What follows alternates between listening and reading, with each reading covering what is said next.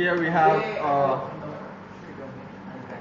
hard drive assembly as we will put it back together as you seen in the previous part of the video. Here we have our logic board, and on the logic board there is the power connector, master or slave or CS jumper, and the ATA connector. Now we're going to take the logic board and put it back to the rest of the hard drive assembly. Put the hard drive.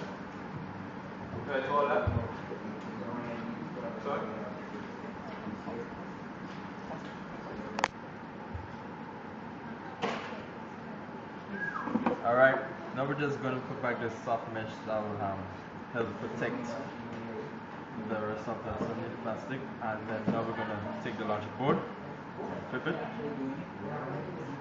we're going to insert it straight here. Notice there is a connector, and this is where it's going to connect to the logic board. So be careful where you put the pins. you have to place the pins carefully. Alright, and then just go in. Alright, now we're just going to screw back everything.